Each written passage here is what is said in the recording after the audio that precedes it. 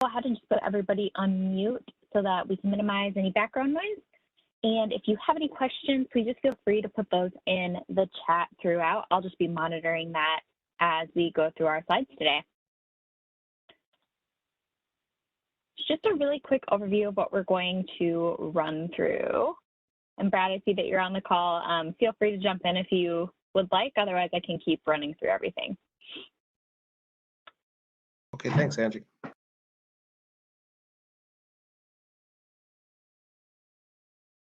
All right, so I'll just keep running through our agenda. So we had a release that went out last Thursday, so we'll go through some of the release items that impacted our legal community. I'll talk a little bit about a survey that you all should have received via Gov Delivery, and just want to remind everybody of that. We'll talk through a few of the known issues, and throughout, we'll just kind of be monitoring the Q&A for any questions.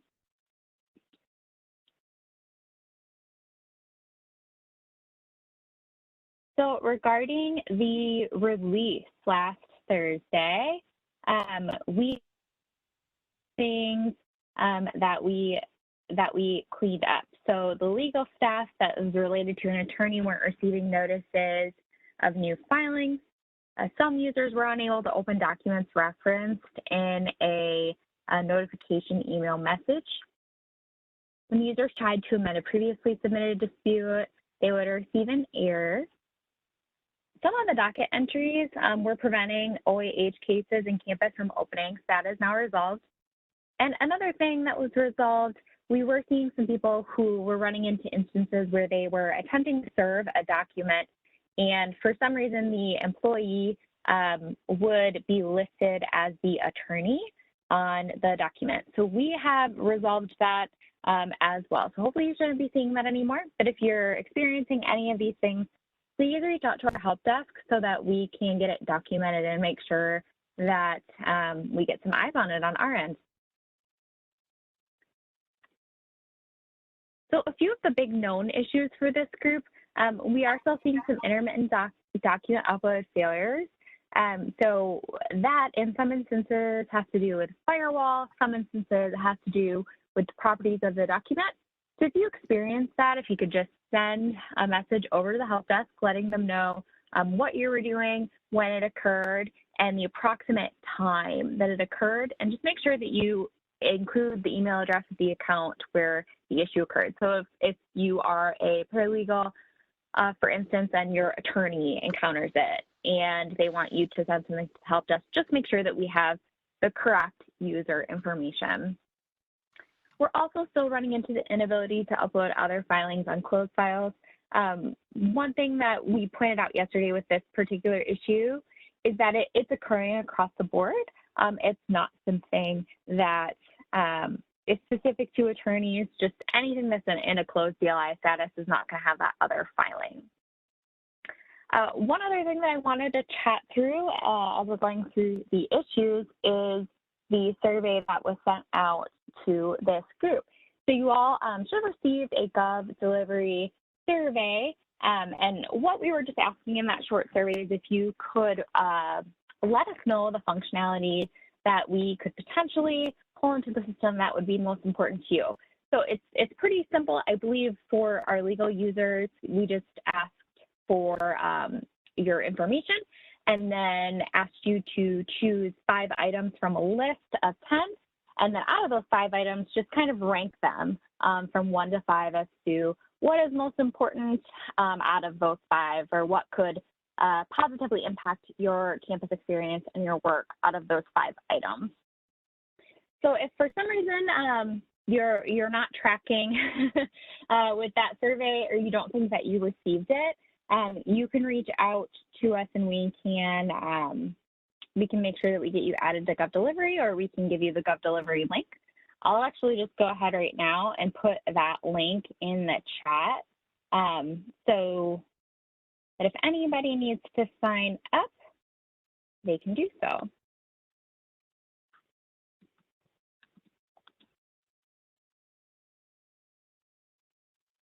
All right. So far, I'm not seeing any questions in the chat. I will go ahead and put this link in there. Angie, can you hear me? Now I can. You're a little faint. Oh, sorry about that. I kept trying to come in the beginning, and for some reason, nobody could hear me. This is Brad, Okay. and I just wanted to mention on the document uploads, we are seeing that some people are experiencing when they're uploading large files, it's telling them that the system can't support that and it gives them an error. If that's occurring, please reach out to us because we found in most instances that the 30 megs that we allow is working, except for some people's firewalls in their internal side is not allowing it, and there's some limitations there. So if that is occurring, let us know, and we can work with you. And then sometimes we have to have our IT team talk to your IT team or who's ever hosting your product, so we can make sure that those restrictions get lifted. So that is one that's important. If you're getting a size restriction, then it should be under the size, to contact the help desk and to get that process started. Great. Thank you so much, Brad. So with that, last thing I kind of wanted to talk through is this Campus Central page. I know you all are familiar with this page at this point, most likely, but this is kind of where we keep all of our information and emails that go out via our Gov Delivery system. So for the last few months, we've been posting our release notes here as well. We usually try and get those out the day after a release. And then if you're on that Gov Delivery list, you also are likely receiving an email with that information. This is just kind of a good place to check if you have questions. And then the final thing that I wanted to ask really quickly of this group is, as far as these answer hours that we have been setting up, I know we currently kind of have a cadence of 30 minutes every couple of weeks. I know I'm not seeing any questions in the chat this round, so I'm wondering if this is something that maybe we want to move to less frequently, like perhaps once a month or something of that nature. So any feedback that you all have regarding the cadence of these meetings would be very helpful. It looks like I just got one question. So related support staff and the process designee in our office still don't seem to be receiving notices of scheduled items. The attorneys are getting it, but that's it. Is this a campus issue, or is the scheduling issue with the mediator and who they choose to serve? So what I have seen with that is that it does have to do with the selection of service and who is listed as a mandatory attendee on that event. So I know that's something that we've looked at, but I do not believe that that's a defect. It's just how it's set up as far as event attendees.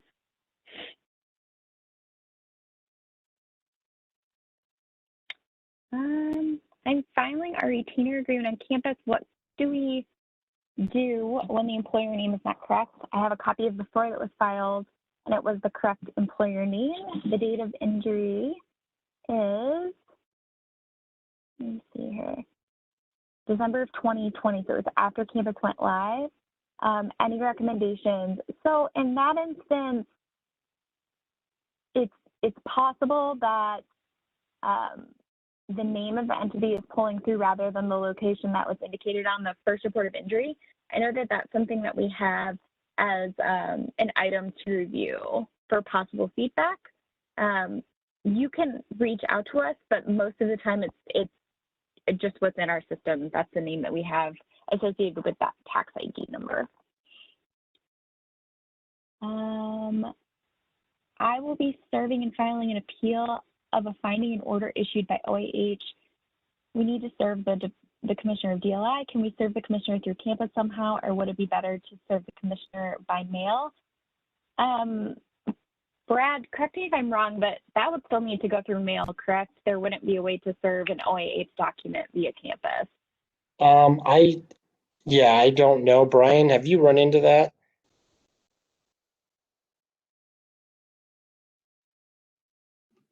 Sorry, Brad, I stepped away for a second. What was that question again, Angie? Was it a findings and order at OAH?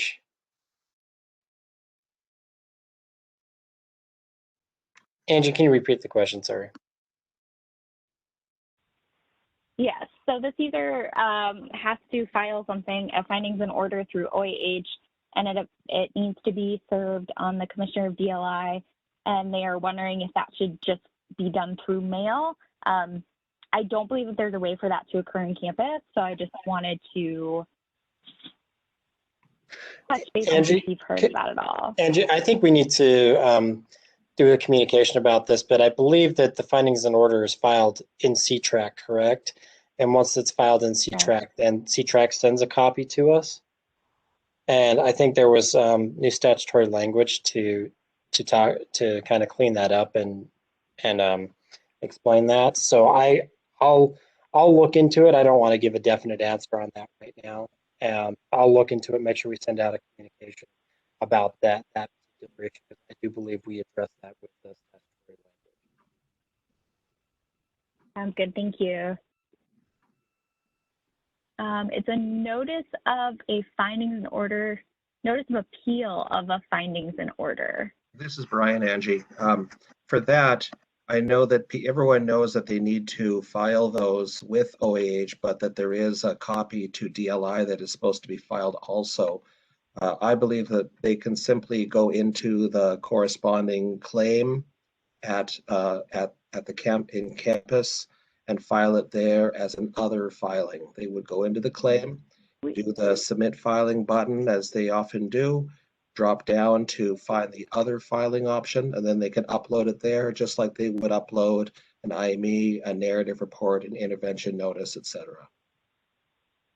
Yeah, I think that would add it to the file, but I think we will definitely follow up and make sure that the service piece is addressed as well. So we can take that offline and do a communication just so everybody is aware of that as well. Sounds great. Thanks. The employee's attorney asked to have the date of injury changed from what is reflected on the first report of injury. How can that be done? Who is responsible seeing it changed? In that instance, I mean, the date of injury that we have in our system is typically going to be what the insurer or the claim administrator has reported. Brad, do you have any thoughts on that specifically? So to change the first report of injury or what is in our system, it's the responsibility of the insurer to do that. If it's if the dispute or if the date of injury is at dispute, there's ways of obviously doing a filing and having some type of a legal, like a judge or somebody change, awarding the new date of injury, then that gets reported from the insurance carrier. So I think it just depends on what we're talking about. If the true nature of the dispute is about the date of injury, and that is something that is, you filed with OAH, eventually once that's ruled on, the insurer is obligated to change that. If it's not at dispute, other than there's no pending litigation on it at all, and the employee would need to work with the employer to get that, and if they can't, then you would file the appropriate action to force the insurance company to change that.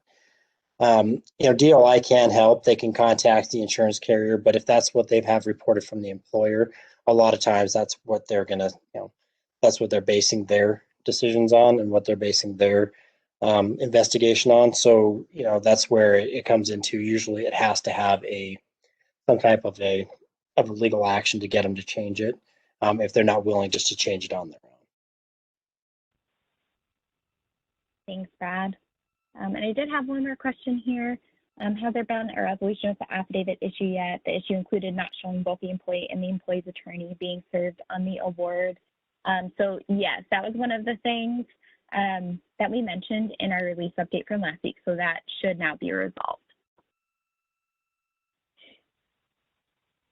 Oops, I'm sorry, I went the wrong way on the slide. All right. Brad or Brian, anything else to add? It looks like we're all through the questions in the chat.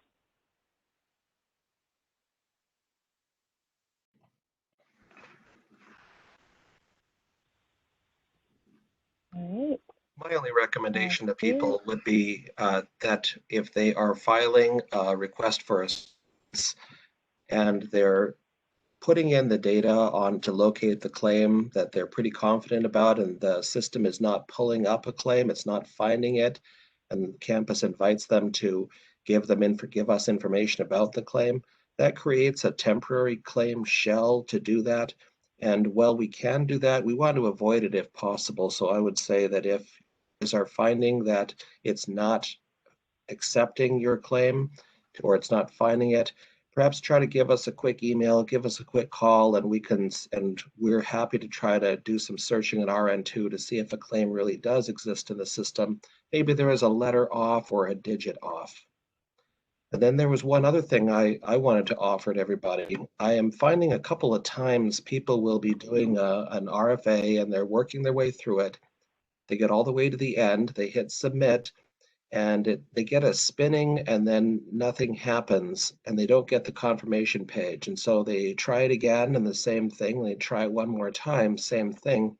But then what we actually found is that it did submit, and so now we have it 3 times. So my suggestion would be that if people are filing an RFA, a request for assistance, they get to the end, they submit it, and they don't get that confirmation page saying it's successfully submitted, before they try it again, go back to your dashboard, take a look at your My Forms and your My Disputes, and see if it's there, because if it got submitted, it would be showing up in your dashboard. So I would suggest check your dashboard before going through the whole process a second time. Great, thank you, Brian. And I do see just one more comment here regarding the scheduling items for mandatory attendees so that the support staff would receive those. I know that that's something that I have documented before as an ask. So I can't remember if that's one of the items on the survey, Brad, but I know we do have that documented as something to look at. All right. Sorry, yes, that's on the survey and that's a part of it. I did it as a general question because getting very specific on those is difficult. It is on there around the changing some of the service process stuff. And so that is on the survey. Great, thank you. All right. So it looks like we're at the end of the questions again.